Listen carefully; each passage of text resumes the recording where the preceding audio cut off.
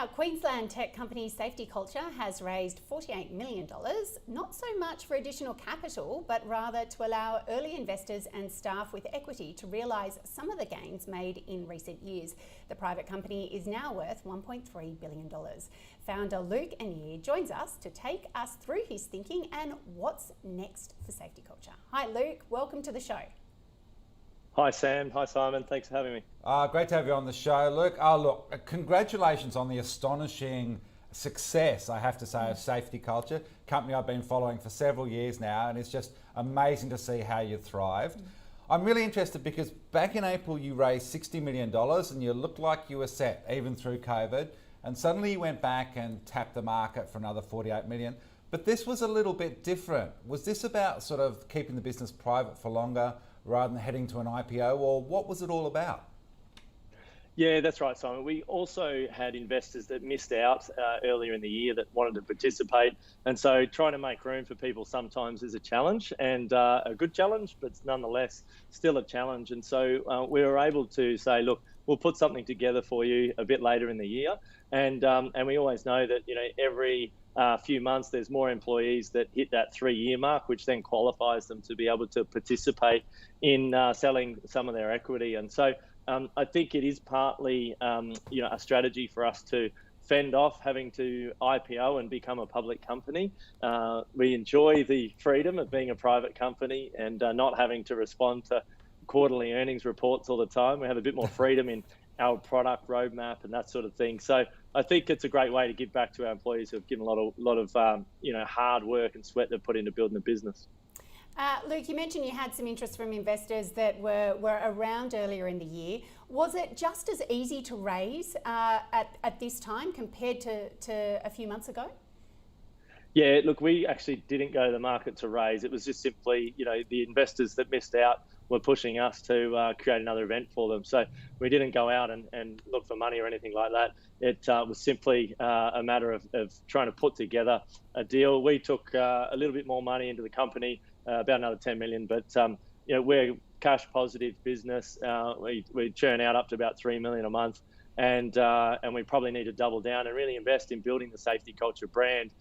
It's still a name that most people have never heard of, and there's about 26 million employees in our current customers' businesses, and we don't touch anywhere near that many of those people. So we'll now invest in building our brand out. We've got an incredible summit this month that's free for anyone, where we've got Captain Sully, who landed on the Hudson, and Aaron Brockovich, and these ordinary people at one time who went on and did extraordinary things, which I think is fitting for our customers because they're all ordinary people doing extraordinary things every day, and our products are really powering the operations of all these companies and teams so that they can know what's working and what's not as they run their businesses. I'm kind of hoping that the word auditor somewhere down the track becomes like the Hoover of workplace safety.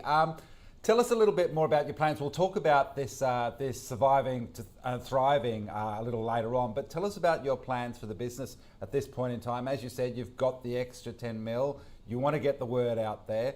What's next for you guys? Yeah, look, we always knew checklists only get you so far. So checking the things that matter in a business are really important, and they're critical to best practice. But we had customers who were managing buildings like the Grenfell Tower in London, which caught fire in 2017 with the cladding, and unfortunately 71 people passed away. And the council there, the Kensington Borough, they were explaining to us how they weren't able to wake up their senior staff because at 1 o'clock in the morning, everyone sleeps with their phone on silent. They were saying, is there a way for us to override silent? How do we alert people when there's a problem? And so incident reporting and incident response was something that we knew we needed to tackle, which we're now doing inside iAuditor, as well as training. And I think COVID has fast-tracked our training product. We're always going to give people a training product, but this is the greatest repurposing of skills since World War II with COVID. Everybody's being retrained on how to do their work and how they interact with people. And so we fast-tracked that, acquired the balancing shareholding in EdApp, which we think is the best micro-learning platform in the world. And now we'll double down and bring that platform together as one experience for customers, and then continue to build off that foundation. So still a lot of product work for us to do to continue to help our customers. And so tell us about your SafetyCulture Summit. You're helping businesses prepare for 2021.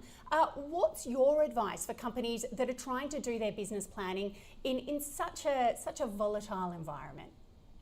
Yeah, look, I think we've learned this is not survival of the fittest. This is survival of those that can adapt the best. And I think that's always the case when you think of companies that have had to innovate and really figure out how to do business in a changing landscape. And this is a situation where, almost weekly, the goalposts have been moving around what we can do and what we can't. And now we've seen overnight with the lockdown in Europe, it's really starting to hit home the second wave now that's going to come through. And so the way we think about, business and operating is looking for those opportunities, adapting if it means doing more online, if it means, reaching customers in a different way. And like our summit's normally done in person, this year it's virtual. It's limited to about 10,000 people because of technology, and we can reach a lot more people that way. And so I think the key for people is to adapt and look for the opportunities that do exist. Stimulus has obviously, done a fantastic job to help businesses, maintain the sort of levels that they were at prior to COVID. And I think the key now is to continue to find those opportunities going forward.